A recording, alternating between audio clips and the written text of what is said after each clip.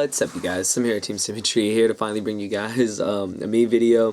This is actually going to be a Slim Chat episode. This episode kind of just came to me off the top of my head because I was thinking, I have to revamp back in the day. I got to revamp Slim Psychology, etc. And I'm going to do that over my winter break, which is in less than 2 weeks. So rest assured those segments will return and I will focus a lot of my time on break to those segments. But I kind of wanted to just do a video on the overall, I guess, state of the meta, because I've noticed a lot of channels and just a lot of people have been talking about, this is a format where you either love it or you hate it, which is kind of weird because Yu-Gi-Oh! In general is usually like that. You either hate what's winning or you love what's winning, etc. And I feel that this format is kind of no different. The only thing I can say about this format that I really find interesting is that almost any deck can win. And I know a lot of people are saying, that's ridiculous, but it is, kind of true if you think about it. If you think about it, any deck at any time can pretty much win. And the reason is that all decks have been pretty much hit aside from Atlanteans. Atlanteans haven't been hit because they just came out. So for that reason, that deck would probably reign supreme as the most complete deck of the format. Now, at the same time, it can be argued that it's not the best deck of the format. Clearly, Rabbit is being called still the best deck of the format. Why is Rabbit still being called the best deck of the format? It's because of this card. Let's be honest. Rabbit is great, but Macrocosmos makes it that much better. Macrocosmos makes it ridiculously anti-meta, and it shuts down Atlanteans, Dark World, and Zectors, a bunch of decks with a single card, plus you have the control power of Lagia. So that can be one thing, is that the state of the meta right now is that you have to run Macro Rabbit to win. That can be one perspective. Another perspective can be you need to run Atlanteans to win. Atlanteans are top, and you need to run Atlanteans, while other players will say Windup is still the best deck. And if you really think about it, every deck is kind of equal right now. Rabbits have been hit to 2, Torgads have been hit to 2, so that affects Rescue Rabbit. It affects Windup because they have only 2 Torgads.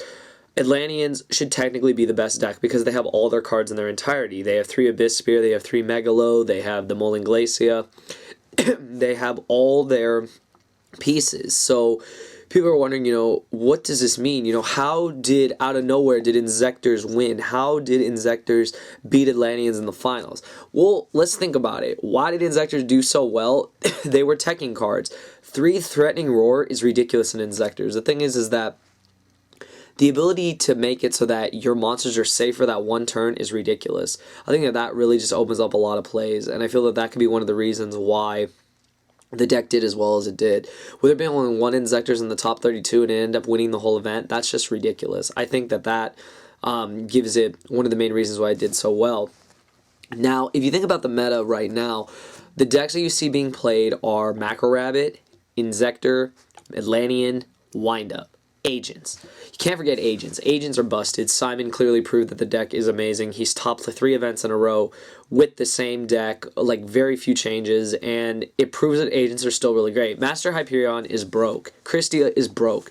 Plain and simple. The reason why those decks don't seem to get like super far outside of Simon, though, is that the decks suffer depending on the build. If you're running the Trapless build, you don't have that much defense outside of hand trap. So Inzectors, unless you have Effect Veiler, are really just going to just stomp over your stuff with Hornet and just like beat you down with like little monsters and then OTK you with swords and Giga Manus. If you're running Agents, you suffer against one of Rabbit's most deadly cards, Jurek-Guaiba. Jurek-Guaiba has come back this format because of Atlanteans and because of decks like Agents and Windup. Now, a lot of people, myself included, said last format, Jurek-Guaiba, towards the end, was not the greatest card ever. Barely anyone ran it at Nationals. I believe a couple of them did. I did not. I was running Thunder Kings and BLS. And now I've switched back to Jurek-Guaiba because Jurek-Guaiba gets in, it destroys Undyne, it destroys Agent of Mystery Earth, it destroys a Venus that's been Veilered with no Shine Balls, it destroys Shine Balls. It's good in like every matchup. It's amazing against Inzector, it's amazing against a lot of decks. Jurek-Guaiba has definitely come back. So that can be one thing, is that the meta has kind of brought old cards back. Inzectors made a return. Billy Break was the first one to bring them back. And, people were like, okay, awesome. And then they'd test his deck and they wouldn't do as well because they didn't understand, this is something he came up with. And based on how you are as a player, it'll depend on if you can use the deck or not. Now, Inzectors are winning and doing well because of multiple, I guess what I would call tech cards. I think the two best cards in Inzectors right now, aside from the Inzectors themselves, are these two. Call the Haunted and Threatening Roar. They open up so many plays. If they warn in your Dragonfly or Centipede, you just call it back.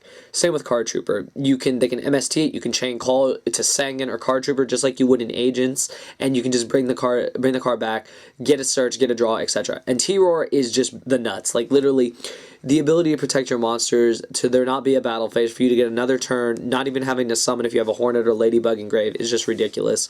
I think that that's what gave Inzectors the oomph they needed to do well and win YCS Tacoma. Now, windups. Windups are broken because windups still have Magician Shark, Shockmaster, set back row, GG. Now, at the same time, like I said, decks like Rescue Rabbit can get around those cards. You can make a turn 1 Shockmaster, and you'll probably call spells if you don't know what you're playing against.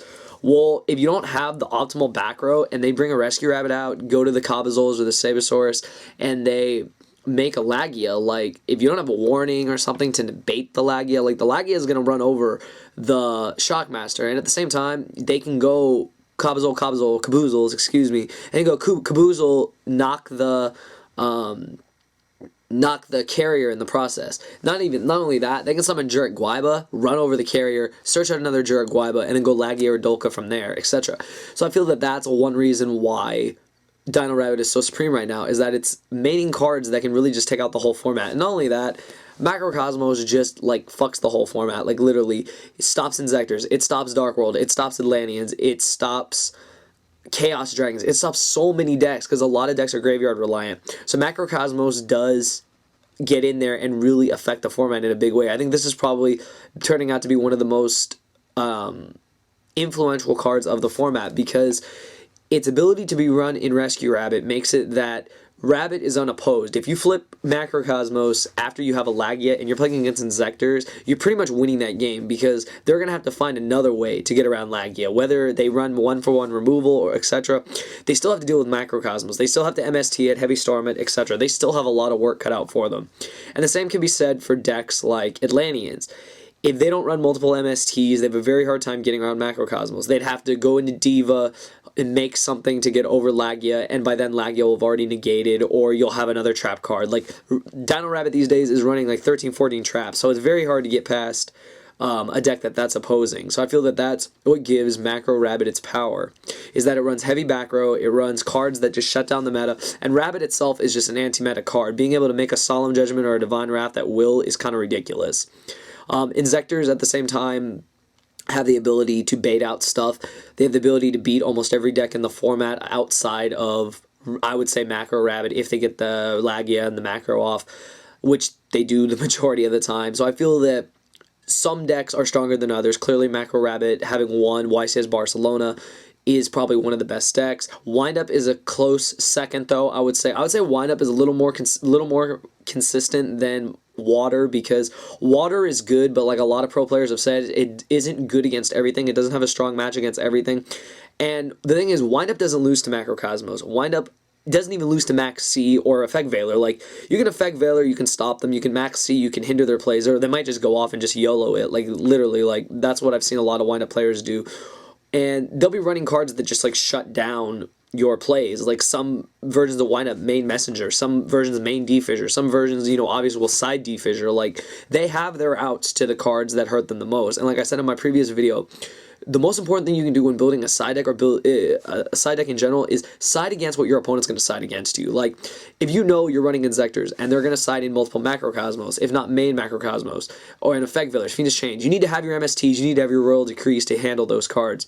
You need to be able to have Defissure to get around the Effect Veilers, especially Effect Veiler, because Effect Veiler hurts Inzectors big time. So your ability to side properly, for depending on the matchup, is completely reliant on you. You have 15 slots, and in those 15 slots, you need to include enough stuff to take down the decks of the format. And I would say probably the top 5 of the decks of the format right now are Macro Rabbit, Windup, Atlanteans, I would say Agents and Inzectors. I would say those are the top 5. Now, some people may disagree, they may not think Inzectors are up there, they may not think Agents are up there, but I feel that Windup, Rabbit, and Windup, Dino Rabbit, and Atlanteans have proven themselves to be the 3 most dominant decks at most events. If you look at most event coverage, that's usually the decks that are in the top tables.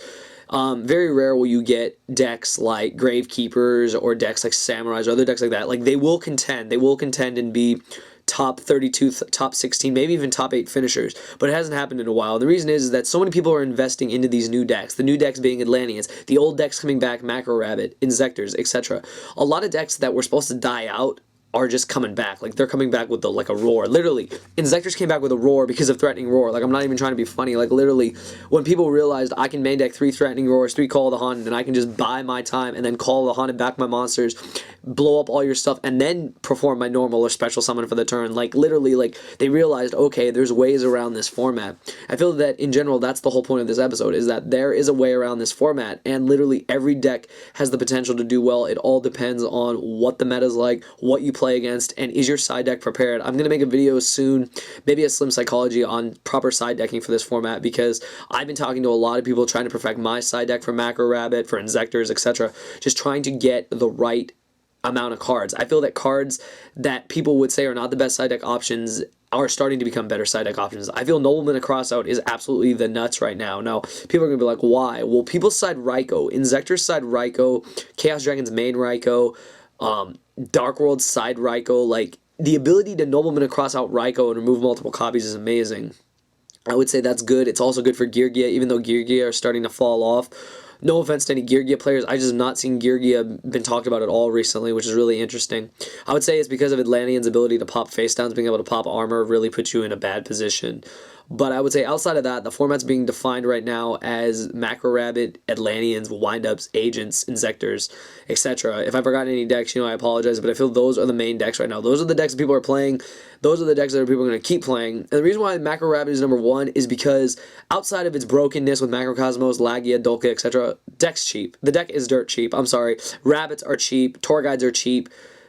The vanillas are cheap, everything's cheap, and people are going to run what works for the, you know, get more bang for their buck, and I feel that that's how the format has shaped out. But anyways, comment below with your guys' thoughts. These are just my thoughts as a player. These are the things I've observed. These are the things that I'm taking into account when I make these videos, wanting to talk about what I feel is the most relevant content right now in the game, and I feel that the game will always have its flaws. Obviously, every game does.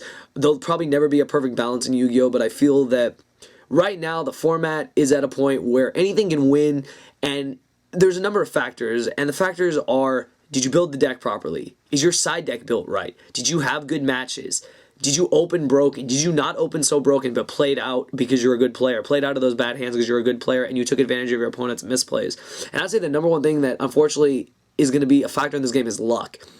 People have luck, some people don't. My luck is like night and day. Like, sometimes I'll go on a winning streak, the next day I'll lose like every game and be like, well, shit, and then like I'll just have to get up and try again. Like, literally, that's how things are, and I feel that that's how Yu-Gi-Oh! Is right now, and that luck plays you know, a part of it, but I still feel that what pro players say is true. There's no such thing as luck. There's the ability to outplay your opponent's misplays, and that means that when your opponent misplays, you capitalize on it. And I feel that that's something big that we can all learn, and that I'm still learning from a lot of players that I talk to, and I feel that it's being very beneficial in the decks I construct and the plays I make. So that's my whole thoughts on the format right now. A lot of people are giving their top 5 decks of the format, Mega Capital G, a lot of channels like that. Refer to them for what I would say the top 5 decks of the format are. I go to them for my sources, and these are just my opinions on what I feel the format is looking at right now. So in closing, any deck has the potential to win as long as it's built properly, you built your side deck properly, and you go in with a confident attitude, and if you know how to play against this meta, you will be successful. So comment below with your thoughts. You know, 150, 200 plus likes for the next video. I will be doing, like I said, I'll be returning my old segments in the next couple of weeks when I'm out of school, and it'll be great to be getting some daily uploads for you guys. So hope you guys enjoyed the video. You know, thumbs up, and just leave your thoughts below on your thoughts of the current format and what deck you think will dominate for the rest of this format until March 1st with our new list. So that's all I got to say, guys. Thank you for watching.